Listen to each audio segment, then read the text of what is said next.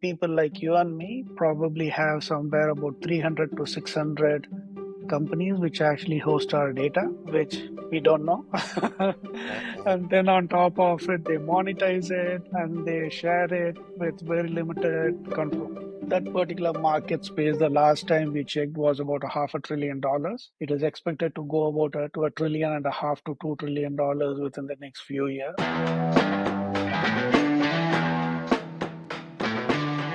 It's a busy time for us helping a couple of companies with their digital transformation. So, working between East Coast, West Coast, and then Asia time. So, it's a little bit of a busy time, but it's good kind of busy. Yes, I mean, you'd rather be busy in your business than not. That's right, 100% true. Wonderful, wonderful. Remind me again where you were calling from? From Phoenix, Arizona. Wonderful. How is it in Phoenix this time of year? It's a good time of the year. It's not too hot. It is still reasonably good weather, and the flowers are all in full blossom. So it's a beautiful time. 2 months Wonderful. from now, it gets really hot. Where are you calling from, Edward? I'm in San Francisco, so we have Got a it. Got it. cool um 64 degrees around there. I'm originally from Sweden, so I always think in Celsius. Uh, Right, right, right. but I'm slowly learning. Yeah, yeah, it takes a little bit of adaptability. I don't know if it will ever get out of our system. I grew up in India, so I think about Celsius as well. Wonderful. I was just in India a couple of weeks ago in Kolkata for the first time in my Mm. life. Wow, work, pleasure. Yeah, a little bit of both. I have Gotcha. some friends who live there. They have some family there, and then they normally live here in the Bay Area as well, where I got to meet them. So yeah, Very wonderful nice, very trip, nice. wonderful culture. Awesome. I'm glad you had a good trip. So it's a good place. Absolutely, absolutely. Well, all right. I think we can just get into it here. Yeah, again, great to meet you. Before we dig in, I'll give you a little bit of context. I am the founder of Imperial Arts, and we partner with mostly with B2B SaaS companies to help increase their revenue and profitability by acquiring new clients. And this is why we're interviewing the leaders, such as people from Mercedes-Benz and Cisco, and now you, to gain a little bit of a deeper insight into the market while providing value back in the form of this podcast. It usually takes around 30 minutes. Does that sound good to you? Yep, that's fine. Is this the actual podcast that you're recording, or is this a pre-game to a podcast that we are going to do later? This is it. Is it? All right, sounds good. All right. I'm glad that works for you. I understand that Ode Infinity provides consumer data and other services within the B2B sector. Could you maybe share some insight into your business a little bit more and what role you play within it? ODE stands for Open Data Economy. Uh, so a little bit about me, so you have a better context on why we are doing what we are doing. I'm a combination of a Fortune 100 general manager and a serial entrepreneur. I worked with the likes of Comcast, GE, NBC, the world's largest private hedge fund, Bridgewater among them, building the next generation of portfolio as it relates to business systems, corporate systems, and data and analytics capabilities. As a part of that particular profile, data was a big part, right? And then you talk about business growth, you're looking at customer acquisition, customer lifetime value, and customer upselling, retention, and a whole lot of metrics that is very important. If you go back 15, 20 years, not every business was a digital business, but now that is not the game, right? Every business is almost a digital business, and digital is a big part of the strategy. If not for direct revenue growth, certainly in terms of indirect revenue growth. So there's a lot of business engagement that happens as it relates to customers and customer data. The traditional way of doing it is collecting first party customer data, buying second party data, buying third party customer data, and building what you call as a consumer 360. And that consumer 360 or customer 360 that you build is used to drive analytics. But some of the data is bought through data brokers, and people like you and me probably have somewhere about 300 to 600 companies which actually host our data, which we don't know. Uh-huh. And then on top of it, they monetize it and they share it with very limited control. Out of business engagement that happens as it relates to customers and customer data. The traditional way of doing it is collecting first party customer data, buying second party data, buying third party customer data, and building what you call as a consumer 360. And that consumer 360 or customer 360 that you build is used to drive analytics. But some of the data is bought through data brokers, and people like you and me probably have somewhere about 300 to 600 companies which actually host our data, which we don't know. Uh-huh. And then on top of it, they monetize it and they share it with very limited control. It causes a two-pronged problem. One part of the problem is you as an individual lack privacy, that your data is stored in so many different places. And when the data gets actually breached, you are in the receiving end of trying to go change your password, recover the data from dark web, and you certainly don't get monetized for the value of the data that you create, which is your asset, and you ultimately own it 100%.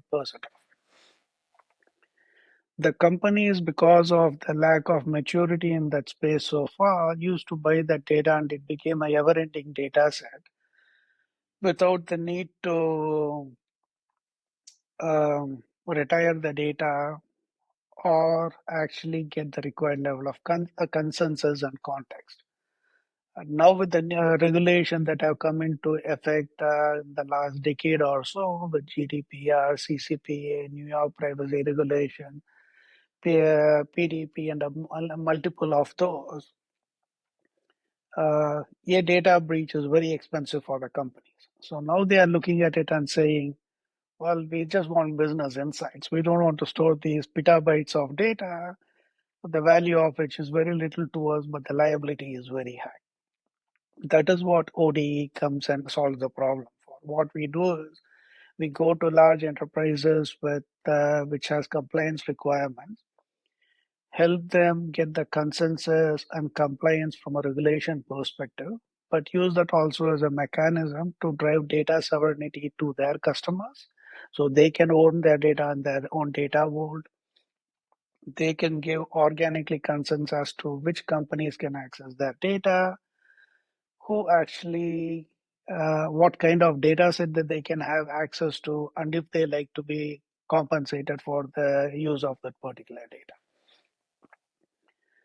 So once you enable that, it's not only that company's data that the individual actually gets access to, they have the capability to go and get and retrieve the data from all the 300 plus major websites that currently host that particular data.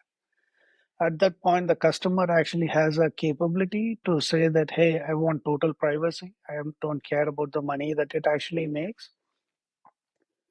And they can sort for a premium version where they actually are compliant and give compliance authorization to the customers who gave them the capability, but they become digitally pretty tight in terms of exposure they have. The companies, on the other hand, now they actually have a richer data set, because not only are they buying only the data that they know is available, but they get access to the data vault of the customer for deriving the insights without duplicating the data, and are able to derive the insights in a record manner, which are rich with a richer data set to not only get the analytics that they need today, but tomorrow as well in a record time. So you don't have to build this phenomenally large data supply chain where you're ingesting the data, staging it, massaging it, etc. Because everything is in the edge in a distributed web, you are able to get that insights in a record manner, etc. So it's a win-win situation for both the parties that are involved, the companies who want to derive insights, as well as the customers who actually own the data at the end of the day. That particular market space, the last time we checked, was about a half a trillion dollars. It is expected to go about to a trillion and a half to $2 trillion within the next few years. And if we don't solve this problem, the compliance becomes an issue, privacy becomes an issue, and more importantly, the free will of the people to make the decision without insights into what data is being shared, who's using it, becomes a question from a generational perspective. So we solve the problem through an open data ecosystem, which is why the company is called as Open Data Economy, ODE, to actually drive that evolution. Yeah, that's very interesting. I really like this open data economy concept. So I understand that this is very much geared towards compliance, understanding richer data sets, and then using that within analytics in your company. And from your website, I do understand you have three main verticals, so OD Infinity, Coconut, and River Analytics. Can you talk a little bit about some use cases that your clients find themselves when using these products? Sure. Um, So those are the product lines that you are referring to. From a business vertical, we focus on financial, telecom, healthcare, now into staffing and services as well. So as we get mature in each of the vertical domains, we specialize in the needs of each of those. They seem to be the same, but there are subtleties that an insurance is different from a healthcare is different from a telecom, and we build vertical solutions on it. ODE Infinity is the core platform that actually brings the businesses as well as the customers together, right? It is the Web 3.0 platform.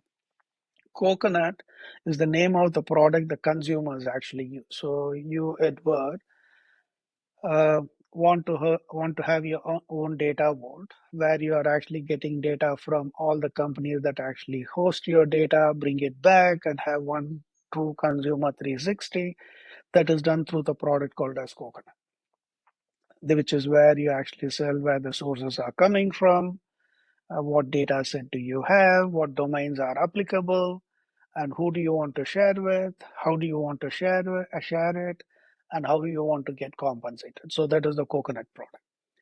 The River Analytics is the enterprise part of the product, which drives the lean data science, as we call it. So if you take the analogy of water, if you have an option to drink water from a stagnant container as compared to a free flowing water, you want to be able to drink water from a free flowing river, right? Because water is healthier, it's got a better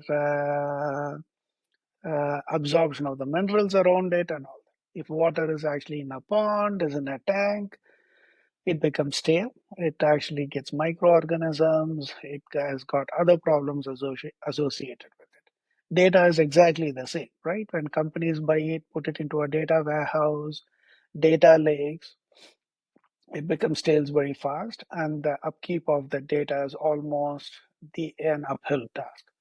So the River Analytics, instead of buying all the data and putting it in a container, it lets the data be where it is. And the analytics are derived in a free flow based on the business questions that you have without duplicating the data.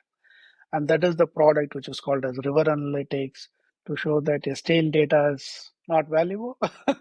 Yeah. A river data is actually much more valuable for you from a business value perspective. Wonderful, wonderful. Yeah, that sounds very interesting.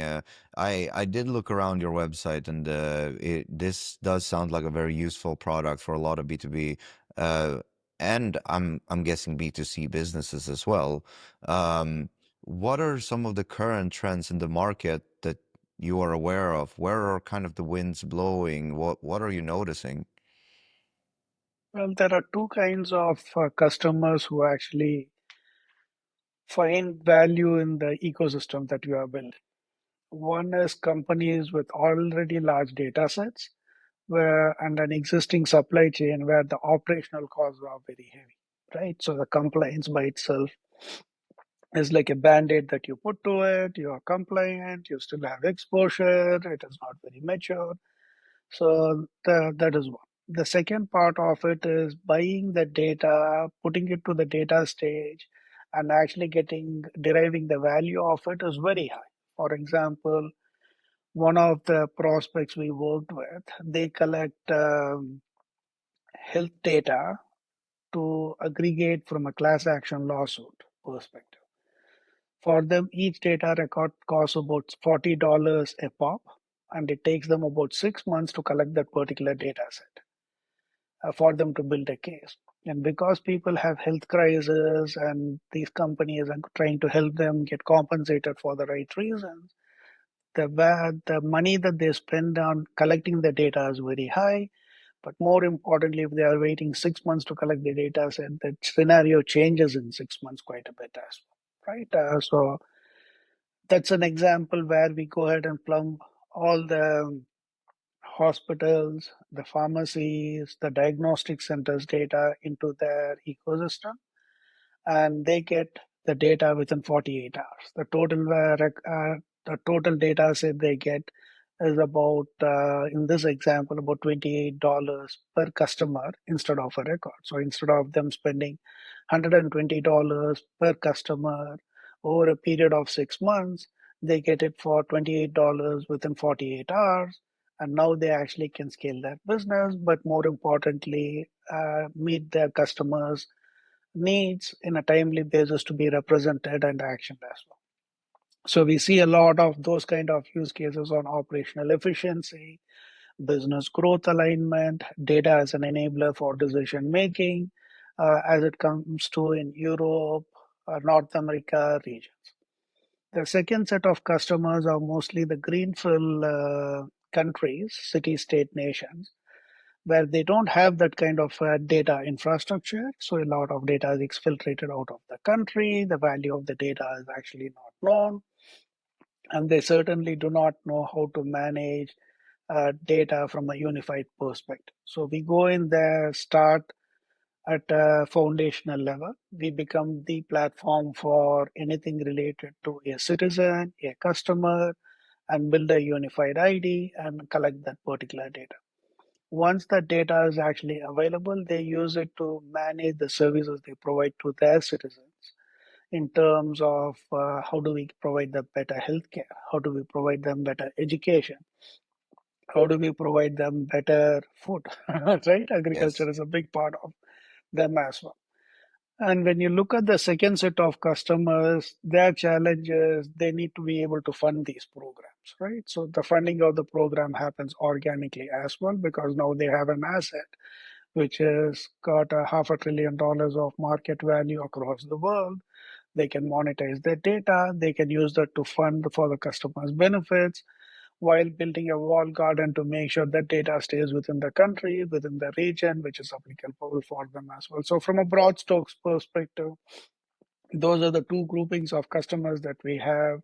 One driven primarily by business growth and operational efficiency.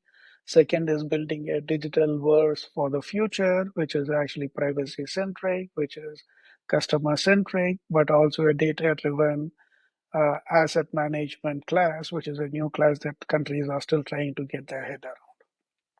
Yeah, and speaking of clients and your kind of main target group, you mentioned healthcare there and mentioned a couple more.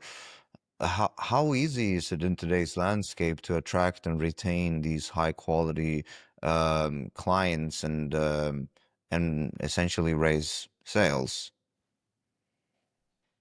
It's a combination, right? We have pretty good network among the founders of the company, people who actually work for us, as well as the sales team. So through organic contacts, there is a very strong pipeline of people who come to. But it comes to outreach of it, it is an uphill task because people do have to be brought to the value of a world that they are not thinking about. So that cycle takes somewhere between 8 to 9 months for us to actually socialize and get them to see there is value in it, then line up the right people, have a meeting, and then talk about use cases and actually their implementation scenario. So the end-to-end cycle there is somewhere between 8 to 9 months for brand new customers that we actually work with. The beauty, however, is all it takes is one phone call with us for them to understand what we are saying and doing, look at the demo of the products, and suddenly their brain goes into hyper mode because they see the power of it. And they come up with numerous use cases on we like to use this for use case one, use case two, use case three, use case four, etc. But getting that one meeting for people to actually sit down and understand it for an hour actually takes quite a bit of time. But once they get there, then it becomes a much more easier cycle for us to get them excited. Then on top of it, you still have a lot of regulations specific to the industry, some of which we are aware, some of which we are not aware, because there are so many regulations for a country, for an industry, for a region, for a data set, and we have to work with them in defining it, getting the certifications, and getting them onboarded as well. Yeah, that completely makes sense. And I would love to dig a little bit deeper in this topic as well. So you did mention that they hop on a phone call with you. I'm assuming you have some kind of a lead gen process, or maybe all of it is inbound. You said you have a great network, so and I did see on your website that people can sign up for fill out a form for a call as well. Um, what does your processes look like today, and if you're comfortable answering, how many signups for phone calls do you get a month or a week? It's not a very predictable number at work, right? So it depends on the week, it depends on the month, but we always have active connections either coming through our website or our network, which we actually add to our pipeline. We have a validation to see if we are a good fit for them, if they are a good fit for us, and then explore from. Yep. Uh, So then, a follow-up to that, how important is it for you to build a more strategic visibility right now? So whether that would be some kind of a personal branding or company positioning, or you just getting your story out more clearly to ideal partners and clients, is that something that you're looking into? We're always open to suggestions. We haven't heard anything so far that would make material difference for us. So if somebody comes and says, "Hey, we have a better tool that will actually help us get better outreach, better prospect pipeline, convert those into customers," we would be open to hearing about it. Wonderful. And in your recent experience, would you say that your business development and client acquisition processes um, are kind of where you want them to be, or are there still parts that feel slower or heavier than they should? Well, it's definitely not in alignment with our ambitions, right? So for us, the number of customers who we and the consumers we get into our ecosystem is actually the most important, right? So if you get 50 million customers providing a data set in Sweden, for example, it would be phenomenal. Uh, but if we get only 5 million customers, it is actually a different data set altogether, right? Because that's what the correct marketing campaigns actually do, right? They actually take a sampling, extrapolate these numbers, make it sound like they are real numbers, and then you see the conversions are less than 5%. So we want to get to a higher data set, so we can definitely be more alignment in terms of ambition of building a lot more people into our ecosystem. So, what are the current implications of not solving the issues that you have today? And we don't have a large data set, right? That is the Yeah. problem. Yeah. So if you had a magic wand that you can wave to solve one main thing, that would, I'm assuming that would be the one main thing that you would solve. Yeah, we would want companies, large enterprises, taking it seriously because it's their compliance, it is their customers. Most businesses are run because of the trust factor that they have, and them not managing the data is a huge trust deterrent for their customers to feel safe about what they are sharing. So if the businesses actually take it seriously and they are enabling their customers, which in turn grows up the universe of the ODE, ODENs to 50 million, 100 million, a billion, and 2 billion consumers, we can change the world in ways that benefits both of them in a material way. So it's a kind of symbiotic relationship where you get access to companies' data and then you can utilize that to solve problems. Eh, We don't we don't get access to their data, so we don't own the data and we are not the stewardship of data. So let us say you, Edward, have an account with Bank of America for the sake of discussion. Bank of America has your first party data, second party data, third party data. You also have data with Facebook, YouTube, Google Search, TikTok, and at least another 300 other digital properties. mhm. That data is currently not with Bank of America. They have a small set of that data. But once they actually enable you to be compliant using the old ecosystem, you using the Coconut product can get the data from all the properties which you have in your data vault where you can choose to store. You can store it in your local hard drive, you can store it in our cloud storage, you can store it anywhere you want. It is encrypted to the point where even we can't read that particular data, right? So it is your data, it is encrypted, you are the only one who has the keys for it. But you get to choose and say, hey, I'm okay sharing data as it relates to my food orders or movies I actually watch or my travel. But I'm not okay sharing data as it relates to my health. I'm not related to what I watch at home or anything of those things. All we do is when a business comes and actually says, if you take entertainment as an example, if they come and say, who watched what's the latest show? Um, the White Lotus. Let's take White Lotus as an example.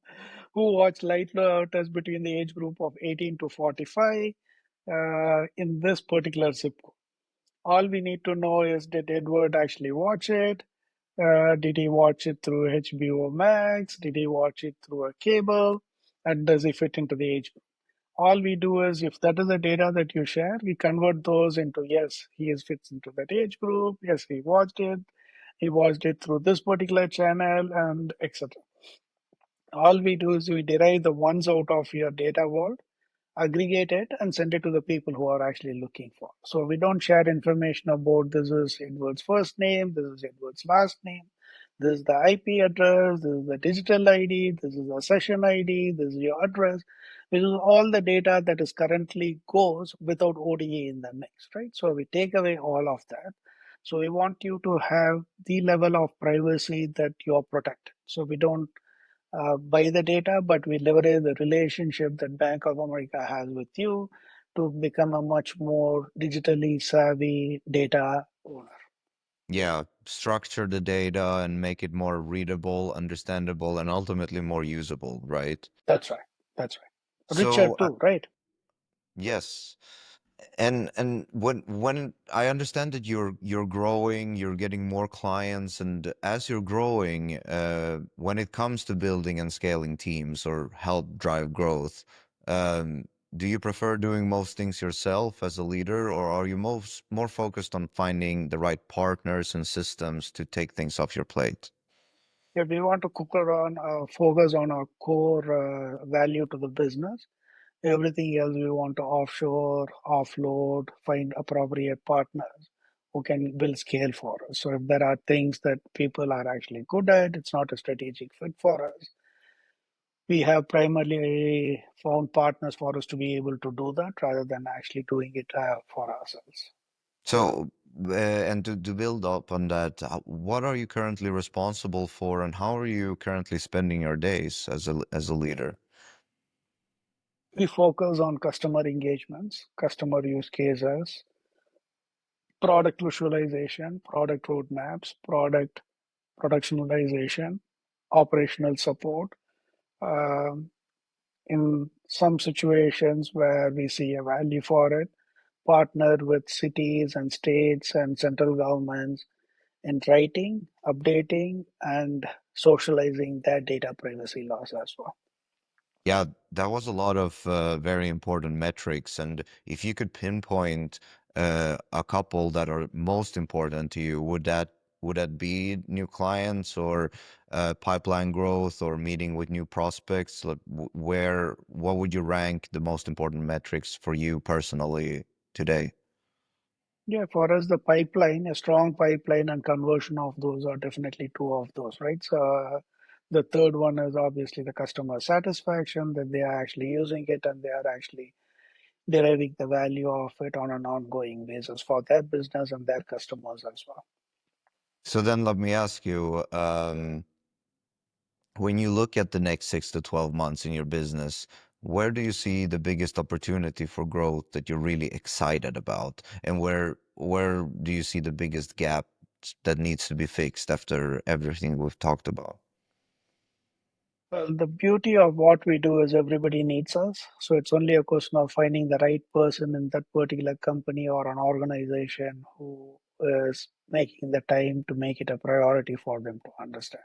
Right. So any kind of di- chief digital officers, chief data officers, who actually have it in their strategic roadmap that they want to do is our target, and that is where we will focus. Absolutely. Yeah, so from listening to you, I do hear that um, some of the issues that you're dealing with and currently are solving is to have a more stable pipeline of prospects and closing those as well. And one thing we really love about the leaders that we interview is that they're usually really open to new ways of solving old problems. So how do you personally approach finding new strategies or partners to help drive growth in your business? Well, some we actually live in the position of pain every single day, right? There is no better innovation than actually being in a position of a pain. So when we deal with customers, when we deal with consumers, we feel the pain firsthand in a way that makes it more meaningful for us to drive. Outside of that, we actually are plugged into various research institutes across the world who actually specialize on this, and they have ongoing engagements with us, getting our feedback, sharing their findings, coming to us and actually saying, "Hey, we have a $2 billion fund for all of these countries where we want to change the digital. This is what we want to solve. Can you actually help us with doing this, etc." Then we also get tapped into new capabilities that comes into the marketplace, whether it is Web3, Web4, whether it is AI, whether it is data science in a way that we haven't done, which comes from universities. So we are plugged into them. We actually hire a lot of people fresh out of college from premier institutions across the world. So we get to hear what they are doing, what projects, products they are thinking about from there internally as well. So a combination of things. Wonderful. I mean, that makes me excited for the future of Ode Infinity. Um, well, before I let you go, I always like to ask a question that, well, through all of the topics that we went through today, um, is there anything you'd like to share that I didn't ask about? I do like to understand a little bit about the focus of Imperial Arts, so I get a better understanding of who you are and what problem you are trying to solve, so I can have a better context of answering that question. Yes, absolutely. I would love to tell you more. So, yeah, essentially, well, before we go into that, again, thank you so much for joining this. I really appreciate it. This will be amazing podcast, and I'll make sure to edit this as well once we finish up all the other recordings, and I'll send you over some clips, and I'll make sure to tag Ode Infinity to my network as well as a thank you. Um, Appreciate that. so essentially, Imperial Arts partners with B2B SaaS companies to help them go from an unstable client acquisition path where maybe the amount of prospects a week, a month is not reliable, to where you have a reliable in stream of clients and prospects booking on your website without a lot of managing people, a lot of time spent on you having to learn all of the marketing processes yourself. Um, and based on what you've mentioned, I think I could help. Um, and if you want to, I would love to put together a plan together and ideas on how you can grow your business and Yeah, outline what working together could look like. yeah. Um, We would love to hear.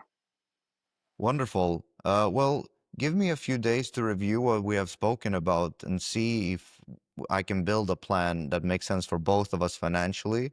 And if it does, I can present it to you maybe next week. How does your week look? I don't have my calendar here with me, so just drop an email with some slots that work, and we'll pick one from there. Sure, I'd be happy to do same time next week. So I can do Tuesday next week at 11:30 a.m. Pacific time. Yeah, if you don't mind, just drop two or three slots in an email, and then I can respond back to it. Absolutely. I'd be happy to do that. And honestly, if I don't think that we can be of help, I will not waste either of our time. And the way our model works is if we only make profits on the projects when you're successful. So we'll make sure to find a good path forward to make sure that we can generate the amount of clients that you're looking for as well. And go from there. Perfect. That sounds good. Are you a skier, Edward? I see some skis behind. Yeah, I am, yes. This is yeah. my favorite pastime activity. I have this season I had 32 ski days. Very nice. That's pretty good. I mean, Northern California is not bad. They have some decent ones. I used to live in California not too long ago. So I used to hit the slopes up and down the California mountain ranges. But then I also used to go to Europe, to the Swiss Alps, Yeah, to snowboard. So I'm more of a snowboarder than a skier. I didn't like carrying the skis around, right? It's a personal preference. So I like snowboarding better, but I have fun doing it as well. I actually snowboard as well. Very nice. Yeah, I do love it a lot. Snowboarding is a completely different feel. Yeah, usually if a lot of my friends that I go with snowboard, I switch as well. Um, Nice. that's amazing that you've been to Switzerland and around Europe as well. I love skiing there. I was there this year in France. I skied in the Three Valleys resort, the biggest one in the world. It Very was my nice. fifth time there, and Very nice. yeah, this is my favorite. I have a mountain bike as well down here, and yeah, if you don't find me in front of my computer, you'll find me on the mountain. Nice, nice. It's always good to be active, and nature is so healthy for us to be around. So I'm glad you're doing it. Absolutely. Well, Sashi, thanks again so much. I'll keep you posted. I'll send over a few times for the next discovery call, and we can dive deeper into your business. All right. Sounds good, Edward. Good talking to you. Take care. Likewise. Have a good day. Bye bye. You too.